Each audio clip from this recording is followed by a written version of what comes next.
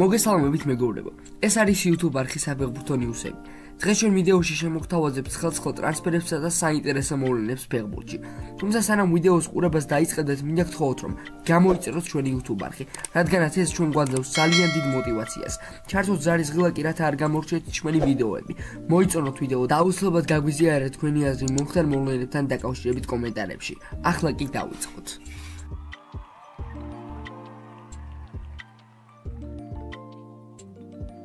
ბრიტანული ფუტბოლ ლეგუარდი გიორგი ჩაკვეტაძის შესახებ მორიგ საინტერესო სიახლეს ავრცელებს და წეს, რომ ზაფხულის სატრანსფერო ფანჯრისას მისი პრემიერ ლიგაში გადასვლის შანსები სულ უფრო იზრდება. ოტფორდის დინამიური გათამაშების მიმართ ინტერესის შესახებ გასულ კვირაში წერდით.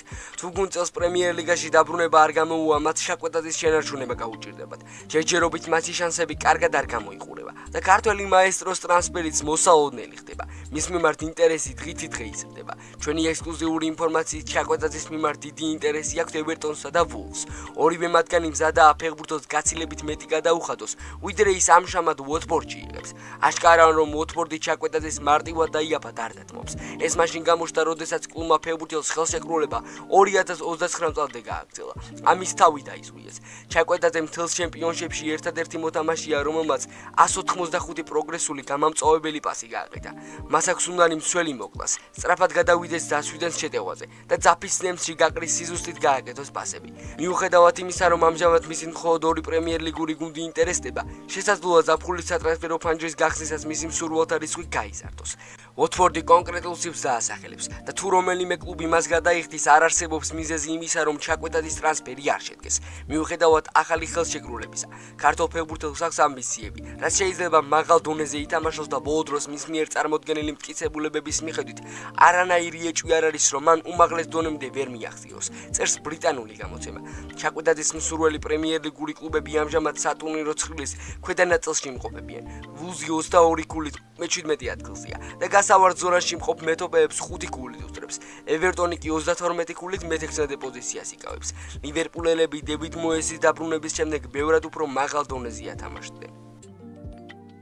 გიორგი მიქაუტაძეს ლიონში საკმაოდ შედეგიანი სეზონი აქვს, მაგრამ ბოლომდე კმაყოფილი მაინც ვერანაირად ვერ იქნება, რადგან ძირითად შემადგენლობაში რეგულარულად ასპარეზობის საშუალება არ ეძლევა. თითქოს სიტუაცია პიერ საჯის ნაცვლად ფაუ პოფონესკას დანიშვნის შემდეგ უნდა შესრულიყო, მაგრამ ყველაზე მნიშვნელოვანი პარი სენ-ჟერმენთან შეხვედრაში პორტუგალიელმა სპეციალისტმა 24 წლის ქართველი ფორვარდი თადარიგში დატოვა. ყოველივე ამის ფონზე საყურადღებოა ცნობილი თურქი ჟურნალისტის ალი ბოცრურის მიერ გავრცელებული ინფორმაცია, რომლის მიხედვითაც მიქაუტაძეს დამატება ზაფხულში ბეშიქტაში შეეცდება. უკანასკნელ პერიოდში სტამბულ უგრანში როგორც ხელმძღვანელობა, ასევე სამწვრთნელო შტაბი რამდენჯერმე შეიცვალა, რამაც შედეგებზე პირდაპირ პროპორციული ზეგავლენა მოახდინა და თანაქალაქელ გალათასარაის 23 ქულით ჩამორჩება, რაც იმას ნიშნავს, რომ მისთვის საჩემპიონო ბრძოლა დასრულებულია. ამჟამად ბეშიქტაშს ნორვეგიელი სპეციალისტი ავარჯიშებს და მომდევნო სეზონში ახალი გუნდის აწყობას ის ახალ კადრებთან ერთად გეგმავს, რომელთა შორისაც ჯორჯიც მოიაზრება. სატრანსფერო ფსანხის შესახებ კი ჯერჯერობით კონკრეტული ინფორმაციები არ ვრცელდება. იმ შემთხვევაში, თუ მიქაუტაძის ტრანსფერი არ გამოვა ბეშიქტაში სათადარიგო ვარიანტად, 20 წლის გვინიელ ფორვარდს ფრანკ ულოჯუს განიხილავს, რომელმაც 28 შეხვედრაში თავი 10 გოლითა და 5 საგოლე პასით გამოიჩინა. რაც შეეხება გიორგის, ქართულ ფორვარდის ანგარიში 32 მატჩში 10 ბურთი და 3 ასისტია.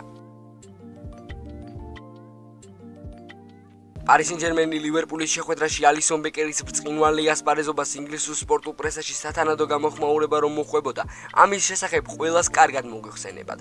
ბეკერის მისამართით კომპლიმენტებს არა მხოლოდ თანაგუნდელები და მთავარი მწვრთნელი, არამედ ყველაზე კრიტიკულად განწყობილი მედია საშუალებაც კი არიშურებენ და ლივერპულის გამარჯვებაში მთავარ მოქმედ პირად თვლიან.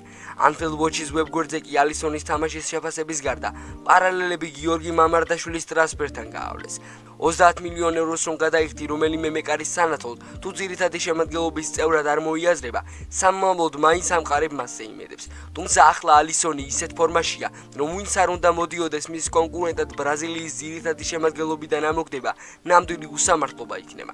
შექმნილი მდგომარეობიდან გამომდინარე ყველაზე ოპტიმალური ვარიანტი მამარდაშვილის იჯარით რომელიმე გუნდში გაშვება.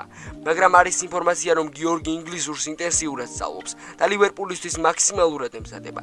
ასეა თუ ისე მერსისაიდულ გრანჩი მოვლენები უკვე წინა სასეზონო შეკრებიდან საინტერესოდ განვითარდება, რადგან მეკარეებს მთავარი მწვრთნელისთვის ბევრი რამ ექნება დასამტკიცებელი. შეგახსენებთ, რომ ალისონისა და მამარდაშვილის გარდა ლივერპულის მთავარი მწვრთნელის არნე სლოტის განკარგულებაში კაიხონ კელეჰერის სახით კიდევ ერთი მაღალი დონის გოლკიპერი იქნება. თუმცა წინასწარი ინფორმაციით ირლანდიელი ენფილდ როუდის დატოვებას გეგმავს.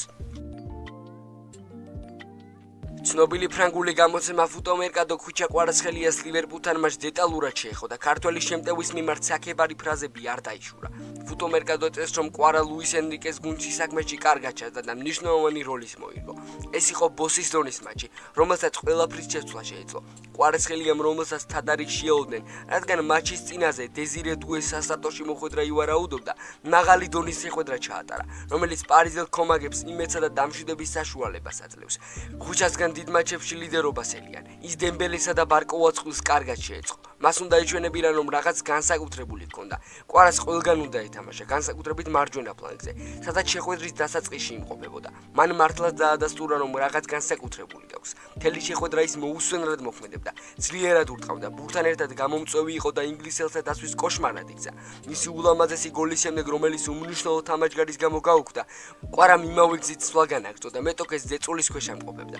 მეორე ტაიმში მარცხენა ფლანგზე გადავიდა, დრიბლინგით რამდენიმე მეტოქეს აუარა გვერდი და ჯვარედინი დარტყმა შეასრულა, რომელიც ბადეში უნდა აღმოჩენილიყო, რომ არა ალისონის დიდებული მოქმედება. ლივერპულთან შეხვედრის შემდეგ ფრანგულ პრესაში ხუჩას მიმართ უამრავი დადებითი შინაარსის სტატია იწერება.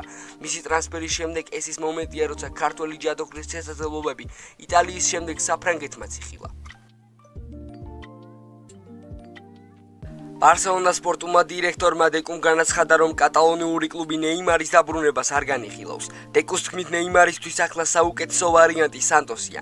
ნეიმარი ფენომენალური იყო. ბარსელონაში გაიარა მთელი გზა, მოიპოვა აღიარება და მოიგო არაერთი ტიტული. ზოგადად ასეთი ისტორიები არ მეორდება, მაგრამ ხანდახან გამონაკლისებიც ხდება. თუმცა ვფიქრობ, ახლა ბარსელონას ნეიმარზე ფიქრისთვის არ ძალია. ნეიმარს კი ბარსელონაზე ფიქრისთვის. რა თქმა უნდა, ნეიმარი კარგი ფეხბურთელია, თუმცა გუნდის შენებისას აუცილებელია ბალანსის დაცვა. ვფიქრობ, მან თამაშისგან სიამოვნება უნდა მიიღოს და მოედანზე ხალისი დაიბრუნოს. ამჟამად მისთვის სანტოსსა და ბრაზილიაზე უკეთესი ვარიანტი არ არსებობს. მხარს უჭერ მას და მინდა რომ ბედნიერი იყოს, იმიტომ რომ ის ნაკრებს სჭირდება. ყველას, ვისაც ფეხბურთი უყვარს, ბედნიერი ნეიმარის თამაშის ყურება სიამოვნებს. სოფისთვის გასულ კვირაში გავრცელდა ინფორმაცია, რომ ნეიმარ სანტოსიდან ბარსელონაში გადასვლას სურს და ნებისმიერ ხელფასზე არის თანახმა, ხოლო კატალონიურმა კლუბმა ჯერძუელ დონეზე დაბრუნება და მიმდინარე სეზონში სულ მცირე 15 გოლის გატანა მოსთხოვა. კატალონიაში ნეიმარის დაბრუნებასთან დაკავშირებით კითხეს ბლაუგრანას თავკაც ჰანს ფლიქს, რომელმაც თქვა, რომ ტრანსფერების საკითხები არა მას, არამედ დეკუს ეხება. აქვე გეტყვით, რომ ბრაზილიაში დაბრუნებულმა ნეიმარმა სანტოსის მაისურით უკვე 7 მატჩი ჩაატარა, სადაც თავი 3 გოლით და 3 საგოლე გადაცემით გამოიჩინა. მეგობრებო, დღეისათვის სულ ეს იყო. თუ მოგეწონათ ვიდეო, აუცილებლად გამოიწერეთ ჩვენი არხი და ლაიქეთ ვიდეო. ასევე არ დაგავიწყეთ გამოიჭროთ ჩვენი Instagram და TikTok გვერდები. ჩვენ კი შევხვდებით შემდეგ ვიდეოში.